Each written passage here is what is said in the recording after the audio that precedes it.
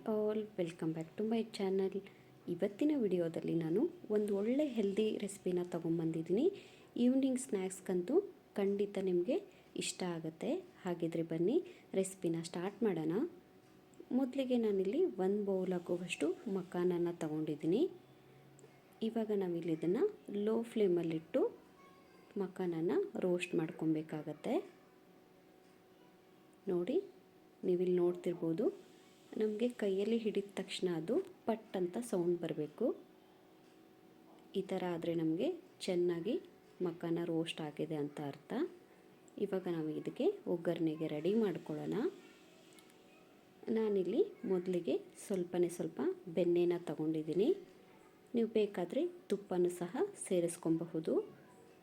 ಬೆಣ್ಣೆ ಎಲ್ಲ ಕರ್ಗೋದ್ಮೇಲೆ ನಾನು ಇದಕ್ಕೆ 1 ಬೌಲ್ ಆಗುವಷ್ಟು ಕಡಲೆ ಬೀಜನ ಸೇರಿಸ್ಕೊತಾ ಇದ್ದೀನಿ.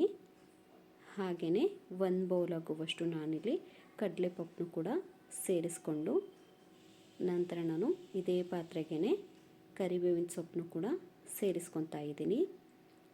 ಇವಾಗ ನಾವಿಲ್ಲಿ ಲೋ ಫ್ಲೇಮಲ್ಲಿಟ್ಟು ಚೆನ್ನಾಗಿ ಹಾಕಿರುವಂಥ ಐಟಮ್ಗಳನ್ನು ಫ್ರೈ ಮಾಡ್ಕೊಬೇಕಾಗತ್ತೆ. ಫ್ರೈ ಆದ ನಂತರ ನಾನು ಇದಕ್ಕೆ ಒಂದು ಅರ್ಧದಷ್ಟು ರೆಡ್ ಚಿಲ್ಲಿ ಪೌಡ್ರನ್ನ ಸೇರಿಸ್ಕೊತಾ ಇದ್ದೀನಿ. ಹಾಗೆಯೇ ಅರಿಶಿನ ಪುಡಿನೂ ಕೂಡ ಸೇರಿಸ್ಕೊಂಡು ಒಂದು ಅರ್ಧ ಸ್ಪೂನ್ ಆಗುವಷ್ಟು ನಾನು ಇದಕ್ಕೆ ಕೋರಿಯಂಡರ್ ಪೌಡ್ರನ್ನ ಸೇರಿಸ್ಕೊತಾ ಇದ್ದೀನಿ. ಹಾಗೆಯೇ ಒಂದು ಅರ್ಧ ಸ್ಪೂನ್ ಆಗುವಷ್ಟು ನಾನು ಗರಂ ಮಸಾಲನೂ ಕೂಡ ಸೇರಿಸ್ಕೊಂಡು, ಲಾಸ್ಟಲ್ಲಿ ನಾನು ಇದಕ್ಕೆ ರುಚಿಗೆ ತಕ್ಕಷ್ಟು ಉಪ್ಪನ್ನು ಕೂಡ ಬಳಸ್ಕೊತಾ ಇದ್ದೀನಿ. ನಾವಿಲ್ಲಿ ಹೈ ಫ್ಲೇಮಲ್ಲಿಟ್ಟು ಒಗ್ಗರಣೆ ಕೊಡೋ ಹಾಗಿಲ್ಲ.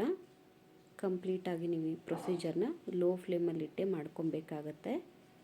ಸೊ ನೋಡಿ, ಚೆನ್ನಾಗಿ ನಾವು ಮಸಾಲೆನ ಮಿಕ್ಸ್ ಮಾಡಿದ ತಕ್ಷಣ ನಾವಿದಕ್ಕೆ ರೋಸ್ಟ್ ಮಾಡಿರುವಂತಹ ಮಖಾನನ ಸೇರಿಸ್ಕೊಂಡು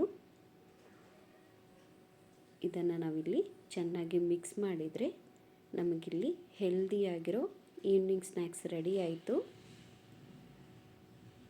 ಇವಾಗ ನೀವು ಇದನ್ನು ಈಸಿಯಾಗಿ ಸರ್ವ್ ಕೂಡ ಮಾಡ್ಕೊಬಹುದು.